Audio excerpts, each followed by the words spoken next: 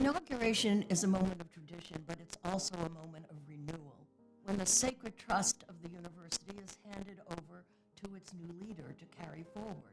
It's a moment when a community of people take an old and venerable and perhaps imperfect, but nevertheless accomplished institution and move it forward to a new president and to her new generation. An institution in the age of Yale has many traditions associated with it. And so at this moment, we bring out these traditions, the traditions of the way we march, the way we process, the kind of symbology that we give the new president. We remember the past at the same time that we move towards the future. The procession is really something wonderful and shows Yale in all its glory. Gathering in the law school will be President McInnes, all of the delegates from universities around the country and around the world, and all of the faculty from all of Yale's schools. The delegates are lined up in the order of the founding of their institution. Faculty wear the gowns of the place from which they received their PhD, not the place where they're teaching. The colorful hoods you will see determine what field of study yours was. Theoretically in charge of the procession, but it's mostly symbolic, are marshals who are carrying objects that are called maces. The most elaborate of these maces is held by the chief marshal, and the entire assembly will move to the center of campus. President McInnes will be at the head, led by a Scottish bagpiper to represent her Scottish roots. And out of Sterling Memorial Library will come the corporation, the former presidents of the university, and the current provost and officers, and they meet on cross campus as a symbolic way of transferring her from the faculty to the leadership of the institution. You're going to see colors and flags and people marching and music, wonderful things that celebrate the moment of the day.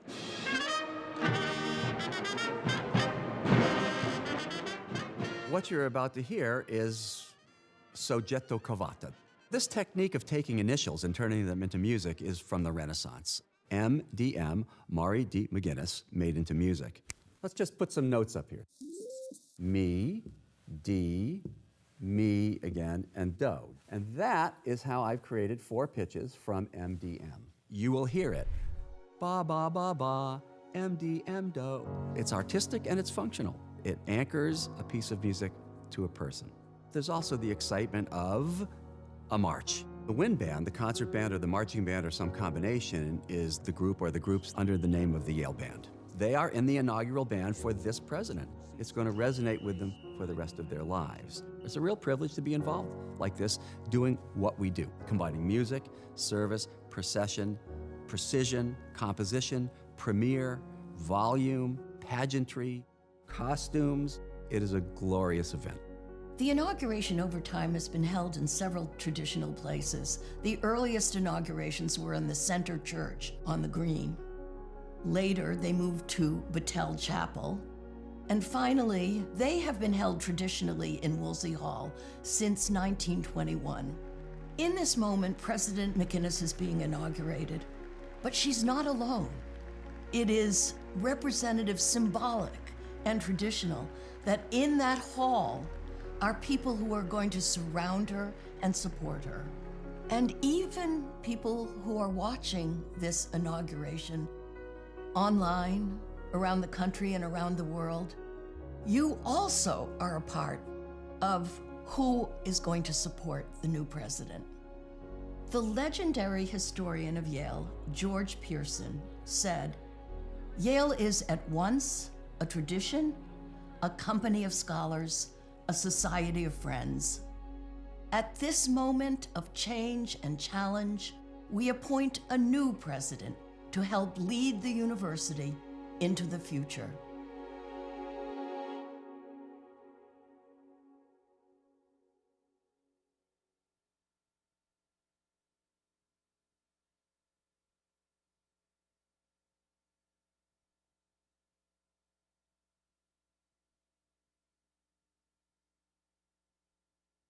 Hello, I'm John Stewart Gordon, and I'm a curator at the Yale University Art Gallery. and I'll be your guide to some of the historic objects that are involved in presidential inaugurations at Yale. They're housed in repositories across campus, and our first stop is here, Sterling Memorial Library. Let's begin with the Yale Charter. This is the university's founding document, our version of Magna Carta, or the Declaration of Independence. It was drawn up in October 1701 to authorize the founding of the Collegiate School, the first institution of higher education in the colony of Connecticut. Written in longhand script and affixed with a wax seal, the Charter is a link to the people who advocated for the education of the next generation. The words of the Charter have guided us and our administrations. In 1722, the trustees of Yale College applied for and were granted an official seal. In the 18th century, seals were necessary for conducting business and ratifying documents. The imagery of the seal is an open book emblazed with the Hebrew letters Urim and Tumim, which means light and perfections. And this is the basis for Yale's motto, Lux in Veritas. Within the context of the inauguration, the seal represents the president's ability to do business on behalf of the university. And the seal is one of the most enduring symbols of Yale. That brings us to the university keys, 4 of which are included in the inauguration ceremony. Keys to Connecticut Hall, to the gate at the base of Harkness Tower, to Dwight Chapel, and to Sterling Memorial Library. These 4 spaces stand in for the university as a whole. The keys are more ceremonial than functional these days, but they signify the president's role in safeguarding the physical and intellectual space of Yale. And here we are at the Yale University Art Gallery, looking at the President's Chair, which was made around 1650 in Branford, Connecticut. We call it a wainscot chair because of the panels on the back. This example also has beautiful turnings on the arms and legs. Chairs like this were symbols of authority, and they were often reserved for the most important person in the room.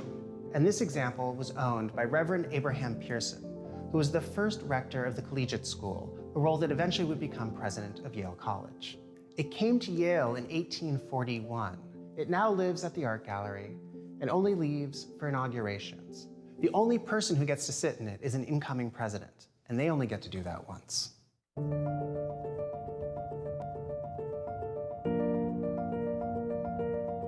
And finally, here we are at the Hume Furniture Study at Yale West Campus, looking at 2 of the best-known pieces of Yale's regalia, the University Mace and the President's Collar. The mace was commissioned by Professor Samuel Sanford in 1903. It weighs 24 pounds, and it's made of sterling silver that's been gilded and accented with lapis lazuli. It was made by Tiffany & Company in New York City, and it took their craftsmen 742 hours to produce. At the top, you see palms for peace. There are sprigs of laurel for victory. At the bottom, there's an acorn and oak leaves signifying wisdom. There's a band of ivy for constancy. And in the middle, there's an orb of elm leaves for New Haven, the Elm City. At the top are 4 winged figures representing key aspects of the university: the arts, science, law, and theology. On the shaft is engraved the name of each president of Yale University. And of course, the most recent addition is President Mari McGuinness. Our last item is the President's Collar. Professor Sanford also commissioned a collar for the president. That went missing in the late 1970s, and the university held an international competition to have a new one made. The winning designer was William Harper. The collar he created is a series of gold and silver beads with cloisonné enamel. Each bead is a different professional school, with Yale College at the center. The composition is anchored by a carved piece of rock crystal embedded with the gold embossed seal and the motto Lux in Veritas. Just like the university is constantly changing, the collar has changed a number of times since it was first worn in 1983. Most recently, William Harper added another bead that's one of his own creations, almost like a signature on this work. I hope you've enjoyed looking at these objects that we rarely get to see up close and we rarely get to see together. Individually, these objects look back to Yale's history, its its traditions, its legacy, but they're also about creativity and experimentation. And as a whole, the objects that are part of the inauguration speak to Yale's honoring of the past and looking towards the future.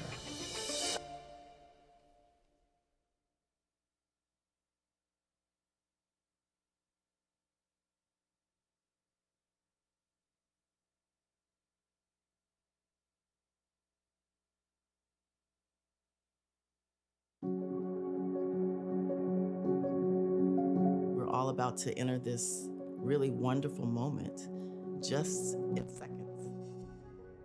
It's almost like a visceral shift from what went before to what's about to happen. And so I'm inviting you to just be in this moment, to be really present. That's what an installation does. It marks the moment of shift and change, a point of reflection, a point of joy, a point of celebration. People really want to show up to celebrate not only Yale, but also higher education itself. The value of higher education, the value of academics, the value of innovation that comes out of so many of our institutions. When I think about Yale, I think of it as a platform, an aspirational space whose success are rooted on our common and shared values around knowledge. We need to push ourselves into spaces of learning, of innovation, of questioning. And that can only be achieved if we do it in the context of community.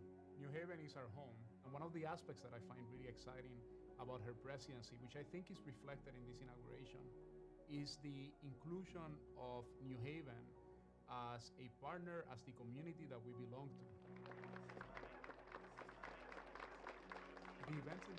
The events in this inauguration, the symposia, the open houses, the volunteer days, have been an opportunity for us to reflect, to live, to celebrate what we stand for. Building on these events are ceremonies that honor the tradition, the history, the institutional aspirations as we welcome our 24th president, Dr. Maury McInnes. We'll have the procession coming in and our new president coming in. And then we'll go to the stage and start this wonderful process of the inauguration ceremony itself. Pay attention to the speeches. I think you'll find resonance in what people are saying about our president, about this moment. I expect there will be an eruption of applause when that collar goes on her. That collar is a representation of all of us here at Yale. When you put it on, the person is now carrying us forward. That's what the shift is from 324 years of history to now, because things have actually changed in that moment. Pause for a second and take hold of what it means to be in an institution like Yale. Our values of preserving, of disseminating through teaching, of producing through research, and of applying through benefiting others knowledge to be more tomorrow than we were yesterday. Just listen to what Maury has to say, because that is our future. Be present, be here, and enjoy the magic that is about to begin.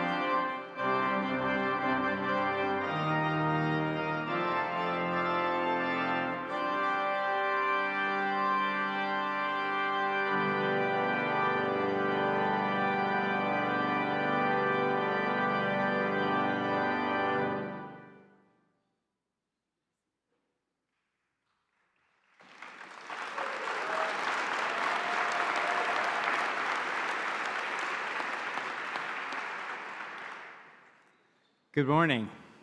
My name is Josh Beckenstein, and I'm the Senior Fellow of the Yale Corporation. On behalf of all the fellows, some of whom are seated on the platform with me, I welcome you to the historic occasion of the formal installation of Mari McInnis as the 24th President of Yale University.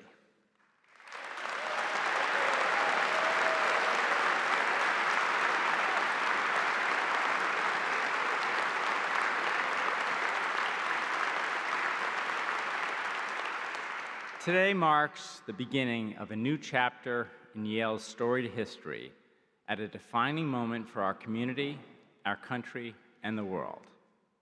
This ceremony, built on 3 centuries of tradition, celebrates Yale's enduring pursuit of light and truth and of excellence in education, research, scholarship, and practice. It affirms our commitment to our mission and to this university, where knowledge is created, disseminated, and preserved, and where our discoveries are turned into innovations that improve lives and transform the world. I extend a warm welcome to President McInnis's family and to President Emeritus Peter Salovey and his wife, Marta Moret, and President Emeritus Richard Levin and his wife, Jane Levin. We are honored to welcome to our campus the presidents, visiting scholars, and other delegates representing universities, colleges, and learned societies from around the world. We are delighted you have joined us and the members of the Yale faculty here today. In keeping with the tradition of this event, I now call on the university chaplain to offer the invocation.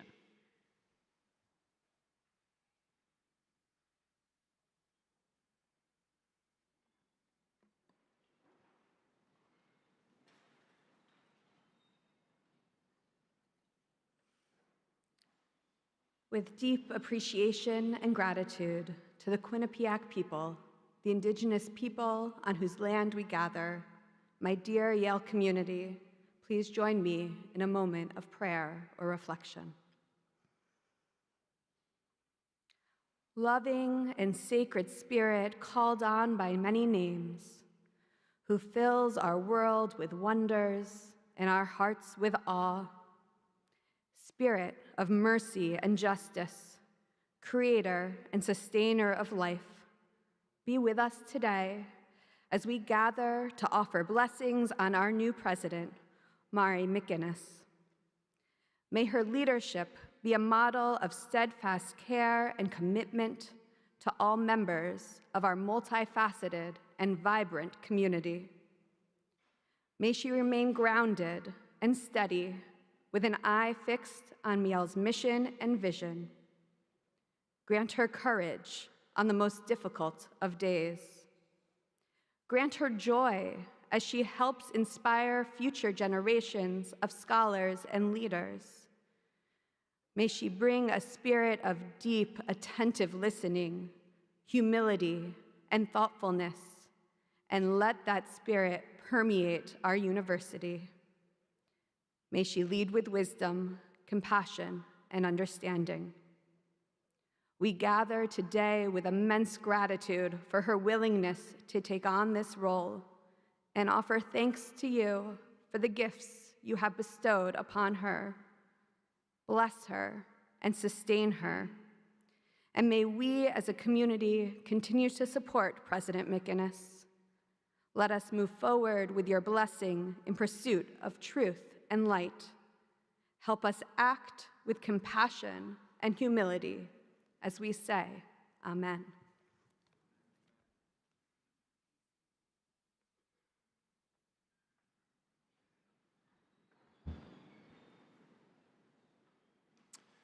Good morning.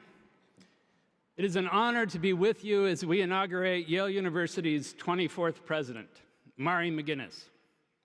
It is my privilege to represent my faculty colleagues and the students, staff, alumni, and friends of our university. I'm equally grateful for the opportunity to celebrate Mari's presidency and the future we will all share under her leadership. More than 2 centuries ago, a notable Yale figure contemplated the role of the university president. Asked if he would consider serving as Yale's leader at a particularly challenging moment, Ezra Stiles responded cautiously. "You ask a delicate question," he said. "I well know the difficulties of that important office. The title of a president, though eminent and honorable, is a laurel interwoven with thorns. If there are many flattering and agreeable things in such employment, they are more than balanced by difficulties attending it." A laurel interwoven by thorns. Ezra Stiles understood what the Yale presidency entailed. He knew it was an honor filled with many gratifying moments, but he also knew it involved immense challenges. In the 200 years since Stiles considered, paused, and later agreed to lead this university, the demands of the presidency have only increased. Our university, our nation, and our world have grown more complex with each decade. Today, more is required of our chief officer than Stiles could possibly have imagined. Leadership has become such a complicated endeavor that even my 4-year-old granddaughter can sense its weighty responsibilities. I've heard a lot about my granddaughter lately. During the pandemic, Nora and her parents lived with me and my wife. She regularly wandered into university Zoom meetings and saw the stresses of managing a university through challenging times. One day, out of the blue, she announced to her mother, "When I grow up, I don't want a big job. I don't want a job like Grandpa's. And I don't want a big job like a crane operator." Fear not, 8-year-old Nora is as ambitious as ever and filled with big ideas. She has long forgotten that she ever said this. But 4-year-old Nora understood what it means to take on leadership roles. She had come to essentially the same conclusion as Stiles, that leadership, whether at a university or at a construction site, is toilsome work. It is often embedded with thorns. At Yale and at other colleges and universities across the country, these thorns are growing.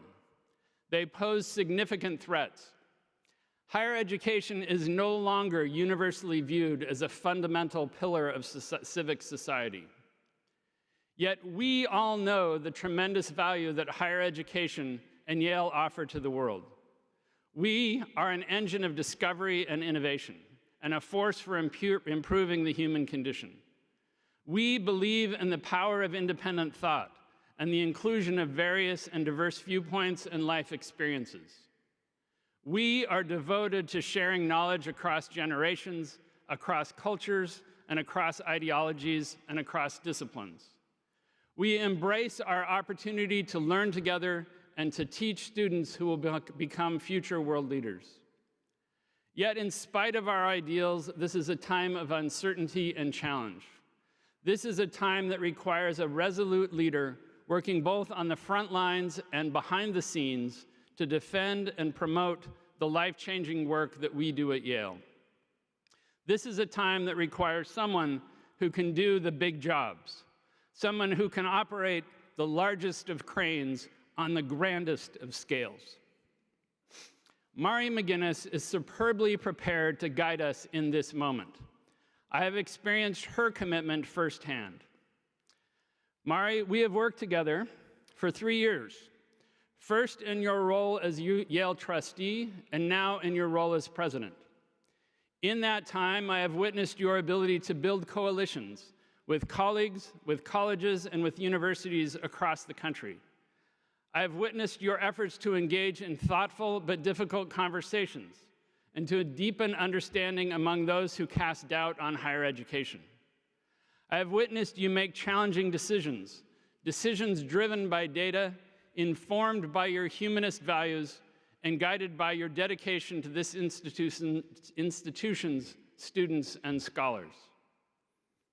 Standing on this exact stage 61 years ago, almost to the day, Yale President Kingman Brewster referred to the university as a place where scholars conduct, and I quote, the ruthless examination of realities.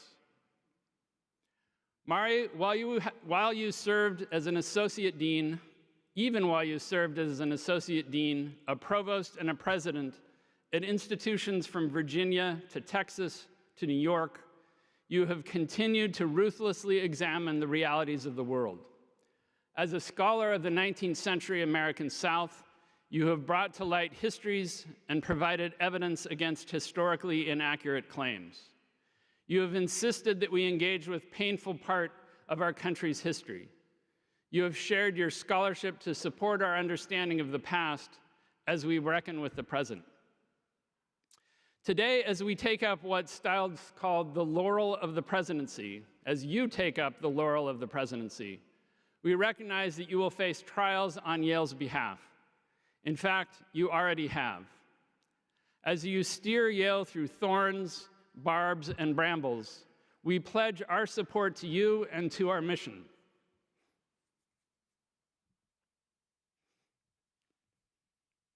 Our community stands with you.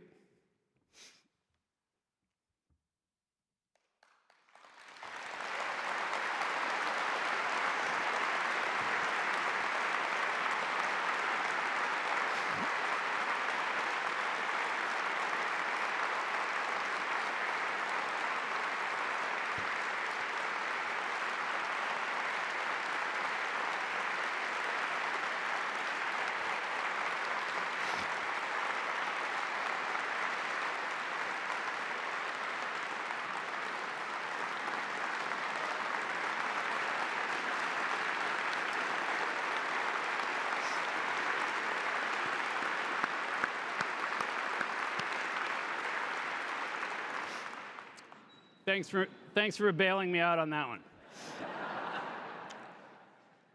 I'll end my remarks today with one final observation.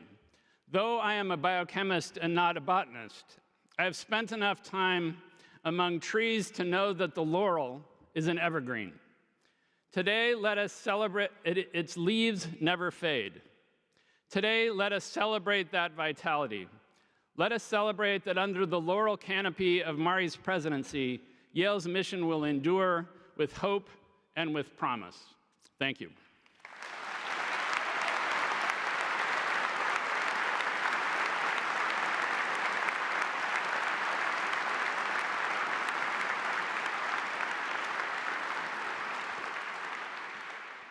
Hi, everyone. My name is Jim Ryan, and I currently serve as the president of the University of Virginia, Maury's first love, also known as her undergraduate alma mater. Per the program, my responsibility is to bring greetings from the Academy. So by the power vested in me, good morning. I think this is where you're supposed to respond. Good morning. Good morning. All right, good. So roughly 40 years ago, I sat in the audience in this very hall. I was a first-year, first-generation college student. Bart Giamatti, president of Yale at the time, delivered a speech to the entering class that was both completely forgettable and left an indelible impression. I say this because I can't quite remember exactly what Bart said, but I vividly remember feeling there was a seriousness of purpose to this place, that I would be challenged, and that I would also be inspired. And so it was for the 4 years that followed. I have very much admired the presidents of Yale who have followed Bart, including Maury. But because of the time and place I first heard him, President Giamatti became something of a hero of mine, which is why when I became president at UVA, I looked up some of his speeches, and I came across one he gave at MIT shortly after he stepped down from Yale. And in that speech, and this is to continue a theme, he offered this very memorable observation. Being president of a university, President Giamatti said, is no way for an adult to make a living. I am embarrassed to admit how many times I've thought about that quote during these last 7 years while being both an adult and a president of a university. I agree with President Giamatti's observation, but not for the reason he gave. Being a university president is indeed no way for an adult to make a living, but only because it has to be a labor of love. No amount of prestige, power, money, or minor celebrity status is enough to sustain a good leader. To succeed as a president, I am convinced the president has to love the institution she or he is serving. It's not the only trait a president must have. Wisdom and courage are crucial as well, but love is indispensable. And it has to be the right kind of love. It can't be a crush or infatuation. The love has to be sober. It has to be tough at times, and it has to be courageous. Maury McGinnis loves Yale, and she loves it in the right way. Her love of Yale is sober. Maury and I had mirror opposite academic lives that eventually intersected. She was an undergraduate at UVA and then a graduate student at Yale. I, in turn, was an undergraduate here and a law student at UVA. We both ended up on the faculty at UVA and eventually in leadership positions. I think it's an advantage for a president like Maury to have been a graduate student at the institution she's now serving. Graduate students know and hopefully love their alma maters, but in my experience, they're rarely infatuated with their graduate schools.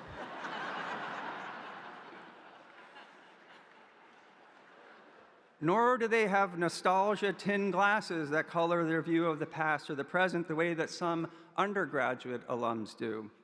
To give you one example close to home, as an undergraduate here, I lived in Silliman College, right across the street, including during, I know, let's give it up for Silliman, including during the strike that closed the dining halls. So I spent a lot of time at Naples Pizza. A few years ago, I visited Yale's campus and discovered, to my completely irrational horror, that Naples Pizza was shut down. I immediately sent a text to my friends from Yale with the measured conclusion that, and I quote, "The Yale we knew is dead." That is not sober love. Sober love is more discerning, to say the least. It's clear-eyed about the past and the present, but is also keenly focused on the future. I know Maury respects and appreciates the storied history of this place and its traditions. She knows that we are all accountable to the past. But I also know she is rightly focused on what this place can and will be. She is focused on how Yale can be the best version of itself. That is sober love. As for tough love, it is important, as you heard, for presidents to be able to say no and to make hard decisions. Maury served as a provost, which is all you need to know, so to speak. A provost's top job is tough love. Maury also believes deeply in the core mission of Yale and in the power of education and the value of research, and she knows that these are worth fighting for. They are worth preserving, they are worth advancing despite any headwinds, internal or external. As for the last and most important, courageous love. By this, I mean the president must put the interests of her institution above and ahead of her personal interests.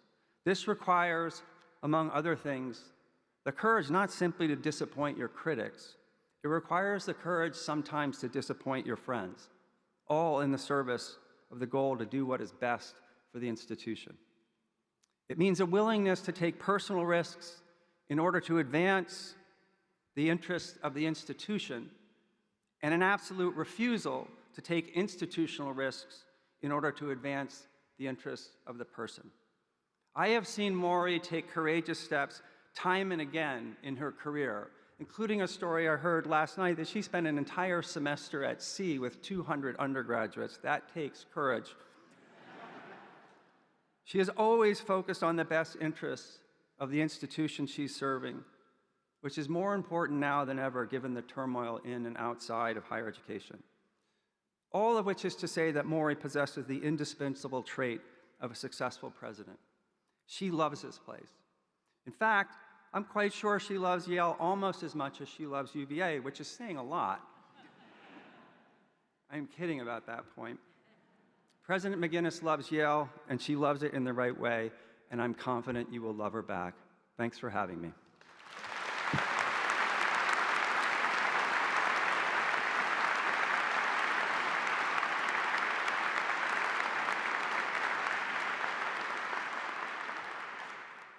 Good morning. I'm Debbie Prentice, Vice Chancellor of the University of Cambridge, and it is a great honor and pleasure to welcome Mari on behalf of the Global Academy. It may seem counterintuitive that this greeting comes with an American accent and pedigree. I am US born and educated, the proud recipient of 2 master's degrees and a PhD in psychology from Yale, and I spent most of my career at Princeton. The fact that I could move 2 years ago to the United Kingdom to take on a leadership role at one of the world's oldest and greatest universities is a testament to the reality and vitality of the Global Academy. The idea of a global academy has become prominent in recent years, but universities have always benefited from open borders and free flows of information and talent. For example, Yale and Cambridge exchange students and hire each other's graduates, compete for academic staff, share data and research findings, and then race to see who can build on them faster and better. We are peers, colleagues, and rivals, defined by both our shared values and our vigorous competition in the marketplace of ideas and academic talent. This relationship makes both of us better. And, I would argue, the fact that we exist in different national contexts enhances the value of our exchanges. We are distant cousins rather than siblings, a bit more exotic to each other, with potentially more to give to and gain from the exchange. All of this has been true of our relationship for many decades. What's new in recent years is a much increased sense of shared purpose. The Global Academy of today has been forged through the recognition that our chances as universities and societies of tackling and solving the world's biggest challenges are greatly enhanced if we work together. Challenges like the delivery of public health care, cures for chronic disease, the energy transition, climate adaptation, a rise in global conflict, and the migration patterns that it produces. These are just some of the topics that animate researchers around the globe and benefit from their diverse perspectives. Hence, the development of international research partnerships and alliances among universities. I was here at Yale last June for a meeting of the International Alliance of Research Universities, which is a group of 11 research-intensive institutions from 9 countries, including Yale and Cambridge, ETH Zurich, the University of Tokyo, Australian National University, the National University of Singapore, and the University of Cape Town. The leaders of these institutions met here for a couple of days to discuss shared endeavors, which include joint courses, research symposia and workshops, collaboration grants, and much, much more. We also learned about some innovative new approaches Yale is taking to global challenges in the study of the mind and the brain, public health care, and planetary solutions, and we visited the Peabody Museum and Yale University Art Gallery, of course. The meeting was inspiring, gave us ideas to take back to our universities, and reinforced our sense of shared purpose. It also gave us an opportunity to talk about our common challenges, and here I want to highlight just one challenge that's sewn into the political economy of global research universities. We think globally, but we live locally. The benefits of what we do are dispersed, but the costs are concentrated. We rely on our nations and our communities for support in carrying out our global mission. There's a tension here to which we must be sensitive. At Cambridge, and I know here at Yale, we are constantly looking for ways to show our community and our nation that our work makes their lives better, that it's valuable to have a global research university in their midst. Being at once a global university, a national university, and a regional university is a tall order. It requires effort, vigilance, and especially strong leadership, which is why Yale is so wise and fortunate in its choice of president. Welcome, Mari. You are a brilliant addition to the community of global university leaders, and I look forward to working with you in the years to come.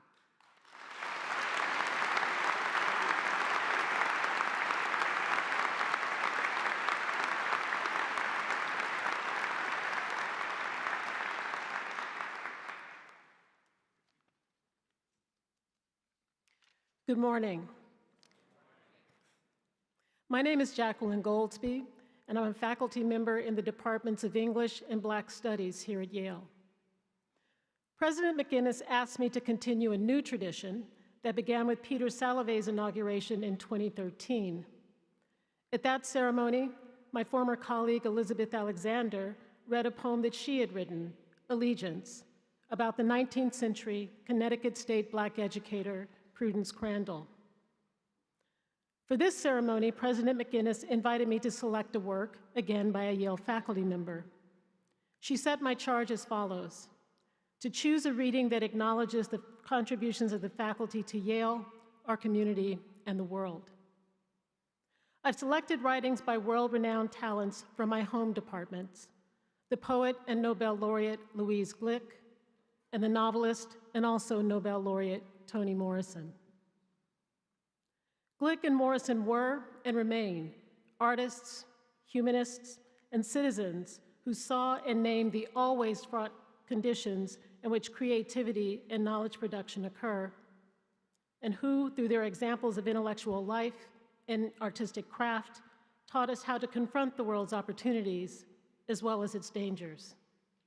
Their work and legacies call us to cultivate and safeguard the pursuit of knowledge, its vitality, its value, and capacities to endure.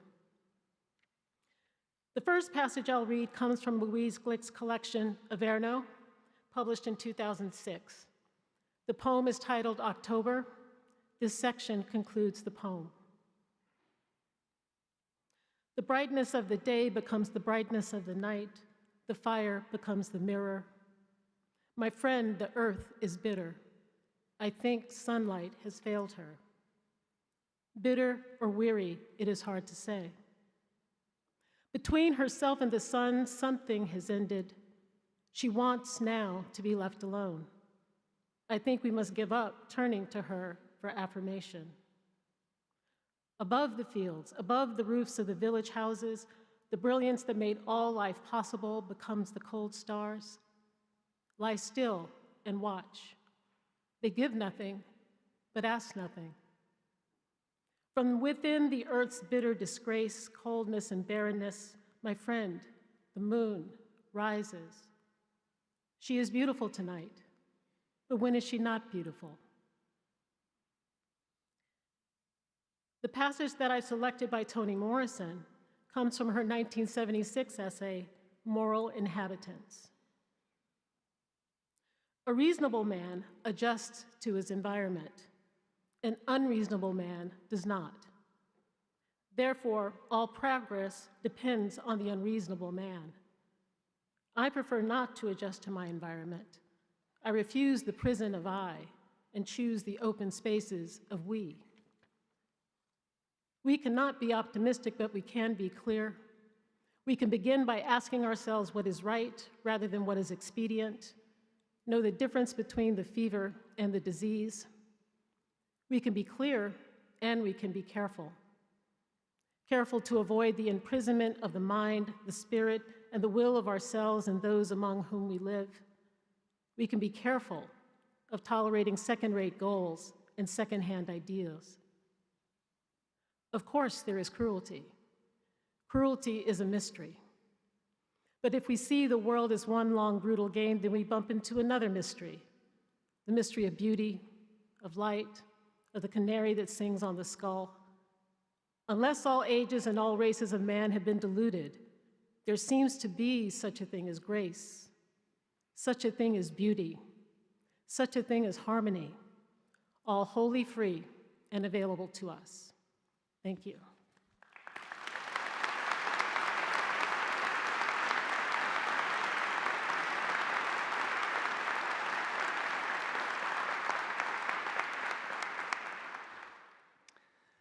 Madam President, as Senior Fellow and on behalf of the Fellows of the Yale Corporation, I entrust to your care the Charter, the Seal, and Keys of Yale University as symbols of your authority.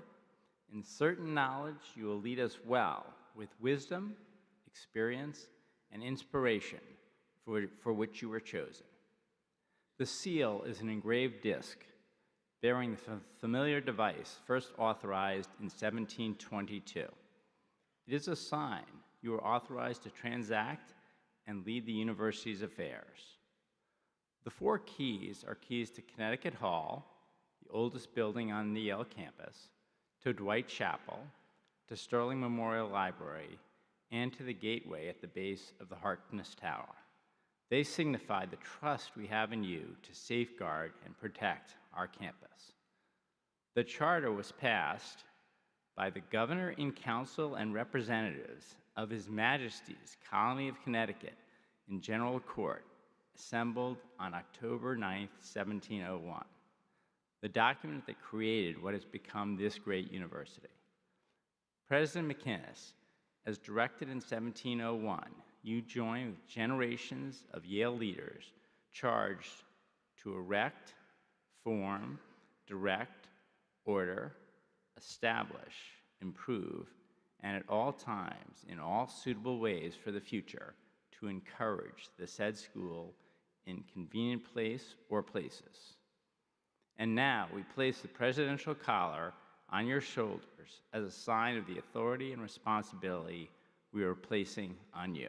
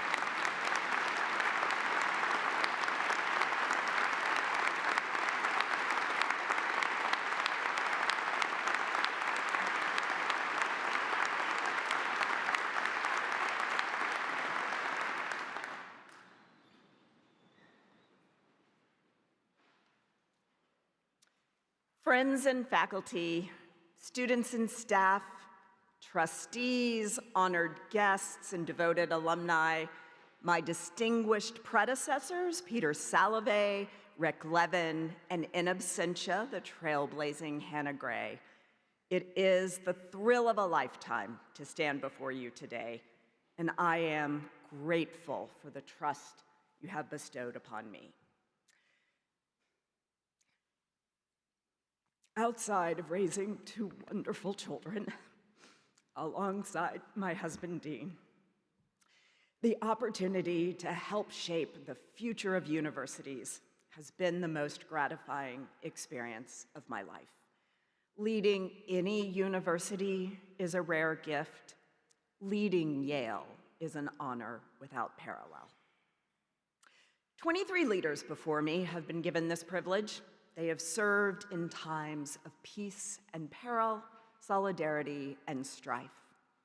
Each has built on Yale's extraordinary strengths, our storied history and sense of community, our talented staff and world-renowned faculty, our exemplary record of scholarship, our distinguished and generous alumni, and of course, our remarkable student body.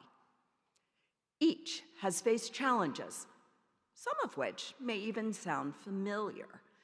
One former Yale president, in his own inaugural address, spoke at length about what he termed the breeze of public criticism blowing freshly through the halls of ancient learning.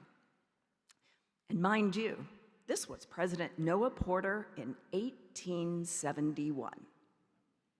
Today, it is fair to say that breeze feels like a gale force wind. Universities are grappling with an unprecedented swirl of criticism and calls for change. Trust in institutions is waning. And for many Americans, the shine of higher education has grown dim. It's true that each of my predecessors would recognize some of these currents. But as they have experienced, and as the ancient Greek philosopher Heraclitus observed, no one steps in the same river twice, for neither we nor the river stay the same through the passage of time. So it is that however much our history tends to rhyme, we all know, we all feel that today we are in uncharted and choppy waters.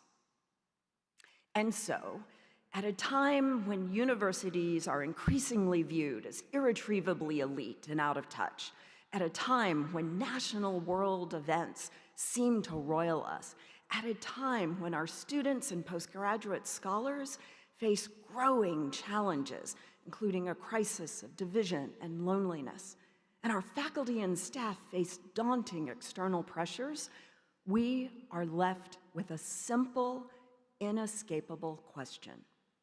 How do we do this work? Not only the work of a university president, but the work we all do. Those in this room and countless more who are not, to nurture and steward and propel this cherished institution into the future. How do we lead Yale today? Friends, the answer for me came from my background as a scholar of art and architecture. I found it in two buildings that could not be more different from one another.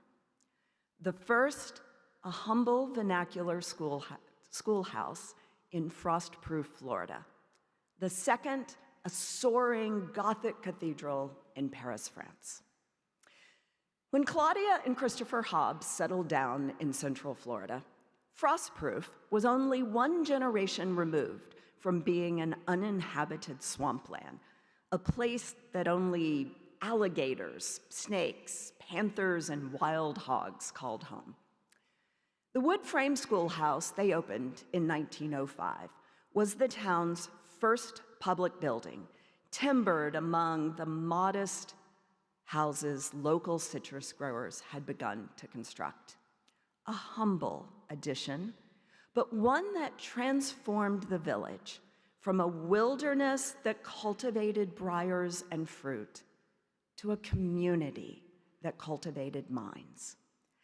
Inside that little schoolhouse, Christopher and Claudia, my great-grandparents, delivered humanity's defining gift, the most enduring of all, the gift of education.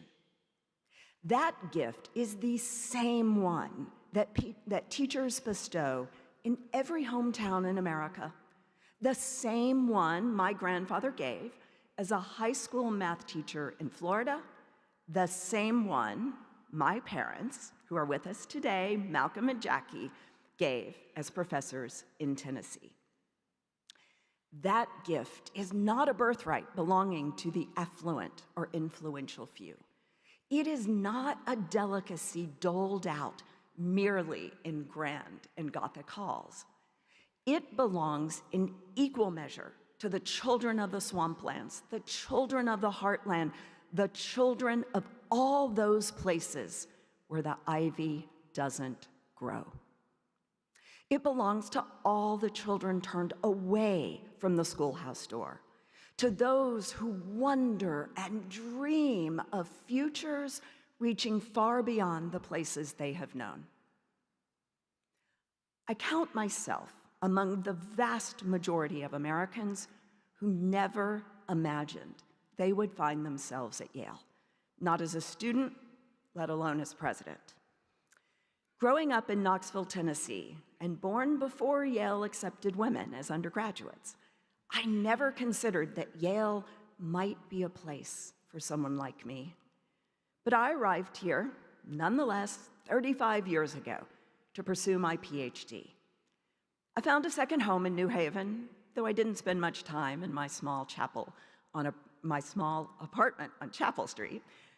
Like so many students at Yale, I was busy, teaching classes at the art gallery, working out at Payne Whitney Gym every morning, arguing with friends over which pizza place was really the best, spending late nights at Sterling's or Toad's.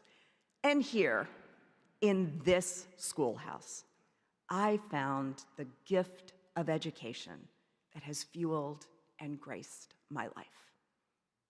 Sometimes I think back to those very first moments when I arrived at Yale, when I felt like I didn't belong. Even today, it is hard to ignore the important ways in which I differ from so many of my predecessors. From my field of study, to my public university leadership, to, well, let's just say, the length of my hair.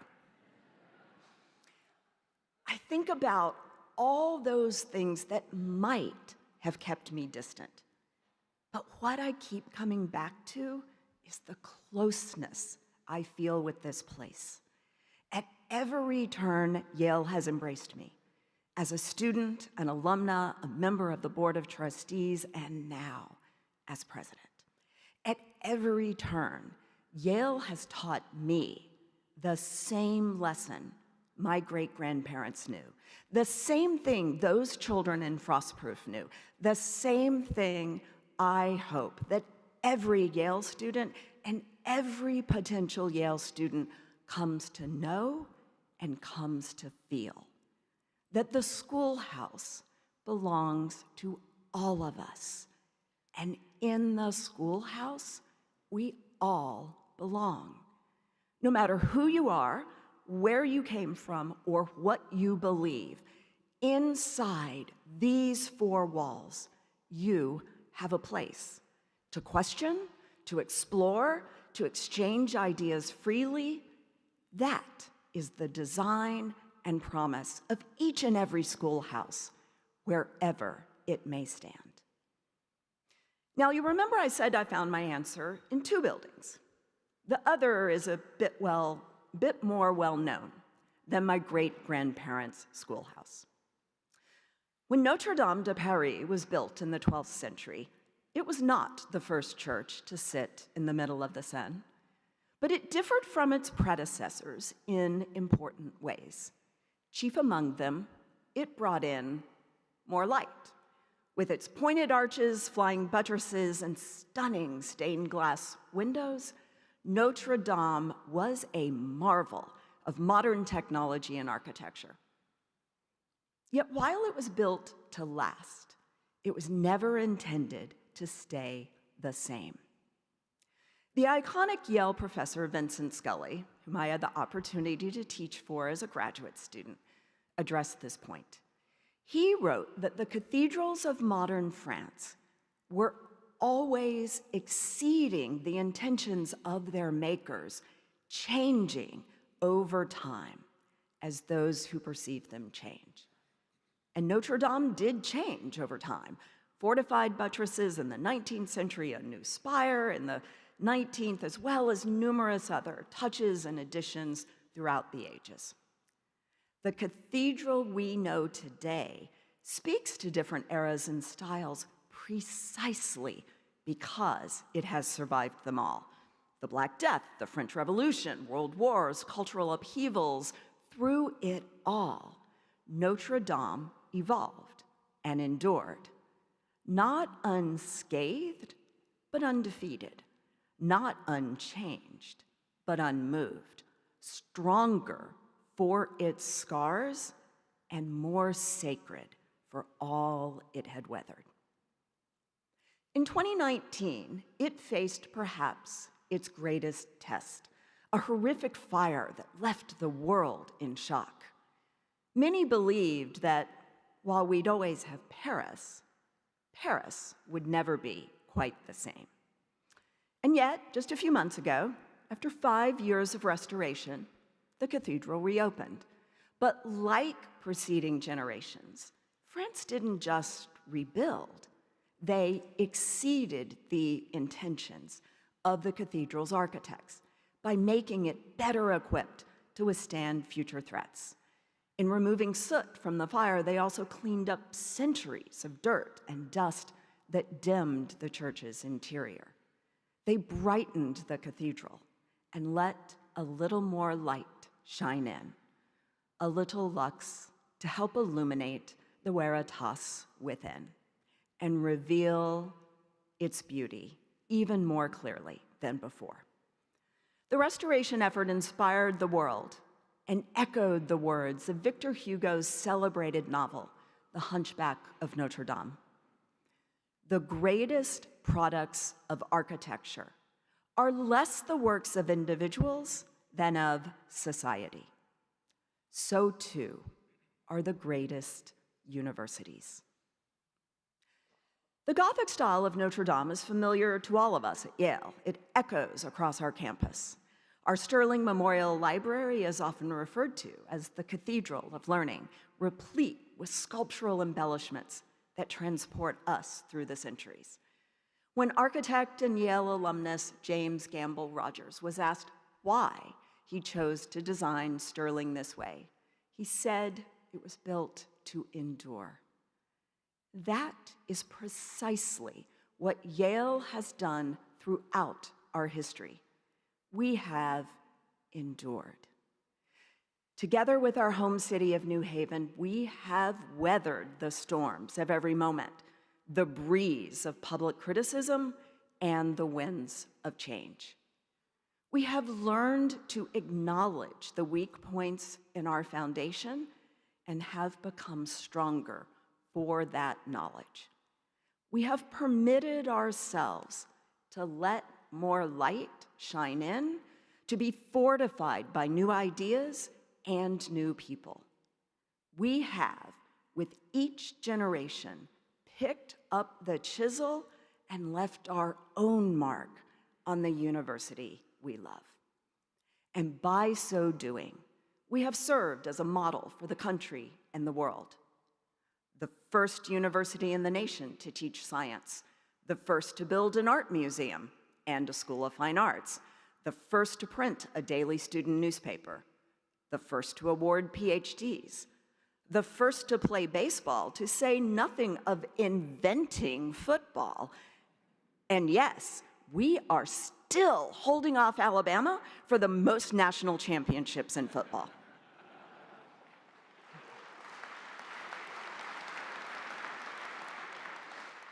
Along with too many other milestones to mention.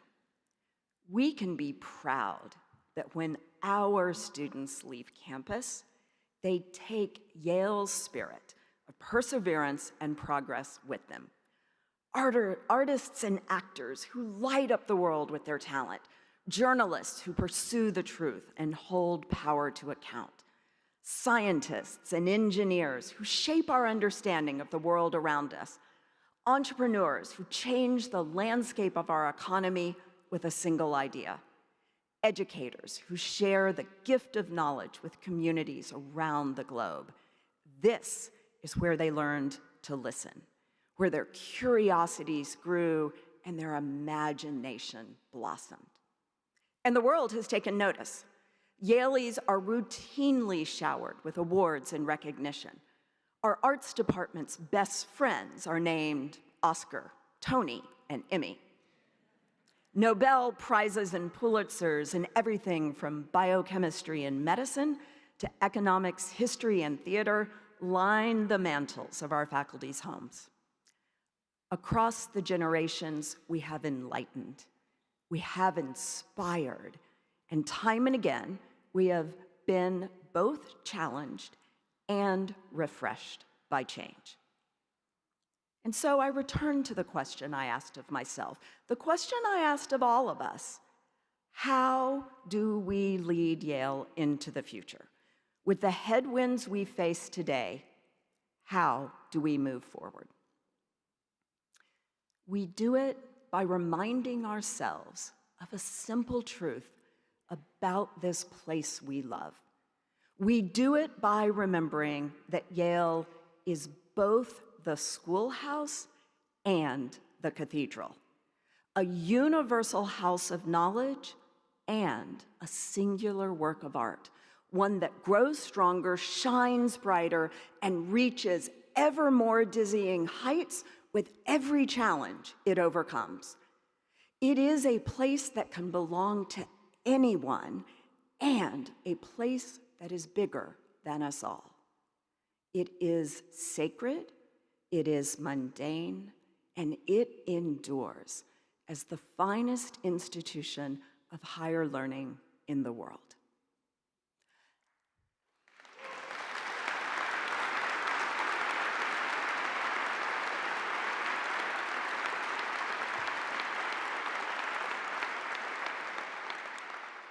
Our campus stands as testimony to the truth that higher education is not the work of individuals, but of society.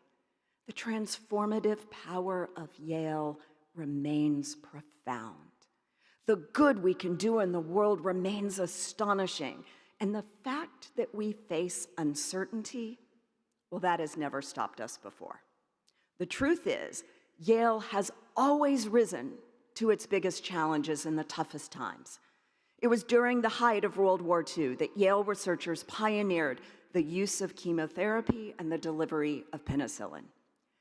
It was in the aftermath of the devastating conflict in Vietnam that a Yale undergraduate came up with a design for a memorial that captured the wounds of war and helped heal a nation. In a world of volatility and variables, Yale's excellence remains a constant. Whatever hazards come to mark the path, be it crashing markets or spreading pandemics, we keep striving.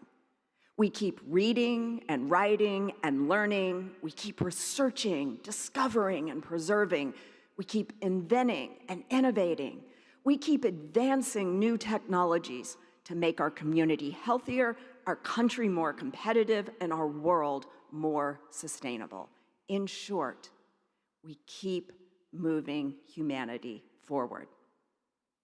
There's a reason the New York Times calls us a home to tinkerers and rebels. We don't sit still. We don't sit back. We are a university in motion, always seeking out the next frontier. It's why New Haven has become a global hub of biotechnology and innovation. It's why Yale engineers are leading the way in the emerging field of quantum computing. It's why Yale scientists are pioneering life-saving research to help end the scourge of cancer, heart failure, and other devastating diseases. Each time our metal is tested, Yale answers the call, not by yielding to the winds of change, but by leading change ourselves. Not by cloistering ourselves in our cathedral, but by engaging with the world as it is. Not by straying from our mission, but by strengthening it to meet every moment we face. This work isn't easy. Change rarely is. After all, it takes strong hands to cut through stone and strong minds to shape it into something worthwhile. But sometimes change is essential. And I believe that in this moment, Yale will once again rise to improve ourselves, our community, and our world. That work begins today, and it is the responsibility and the privilege of each of us to pick up the chisel once more. Let us once again lead change instead of letting change happen. Let us recommit to our work, excellence in teaching and research, the open exchange of ideas, the discovery, dissemination, and preservation of knowledge. As we marvel at this institution and this glorious campus we get to call home, we must ask ourselves, how can we make it even better? How can we strengthen the foundation? What cracks can we fill? And most importantly, what can we build next? How can we emerge from this age of challenge and upheaval to create something even more beautiful and enduring? How can we let in a little more light? At the heart of our effort is the commitment to free expression, first codified 50 years ago in the landmark Woodward Report. Today, we must hold fast to that promise, ensuring that Yale is not an ivory echo chamber, but a place where curiosity is fostered and where people and ideas alike are free to flourish. I am here, we are all here, because the work must continue, because the mission of the schoolhouse goes on forever, and because no great cathedral is ever truly finished. And look, I know that some of the challenges confronting us feel daunting, but we do have control over what we build today, and that in turn allows us to shape the future we wish to see. Today and in the years ahead, I will work with you to shape Yale's future. That's why I've already engaged thousands in the Yale community in conversations about what that future should look like. Enhancing and expanding educational opportunities for our students, maintaining Yale's status as a destination university for the world's foremost scholars and teachers, building and strengthening our international partnerships, setting and meeting ever higher expectations in our pursuit of academic excellence, and increasing the collaboration and impact of our faculty's research and scholarship. The contributions we make will enrich and extend even more lives in our community, our country, and all over the world. The scholarship we produce will push the boundaries of human understanding and progress. With an open mind and a compassionate heart, we will listen to each other and welcome diverse viewpoints, including those that might not be popular. We will ask questions and exchange ideas. We will summon the humility to recognize where we've fallen short and find new ways to learn and grow and do better. Together, we will help rebuild trust in higher education and champion its transformative role in society. Hand in hand with the City of New Haven, we will create a vibrant, thriving community where our mission, our purpose is renewed with each new member we welcome, each discovery made, an idea exchanged, each new graduate who carries Lux et Veritas into the world. I look forward to the work ahead because I love Yale, both for its simplicities and its complexities, the common gift of knowledge that belongs to all of us, and the uncommon possibilities that are made possible on this hallowed ground. Most of all, I believe that Yale's future is even brighter than our past, because woven in the briar before us, I see extraordinary opportunities that fill me with optimism and hope to cultivate minds, to endure and to thrive, to build something beautiful together. Thank you for the honor of building that future alongside you.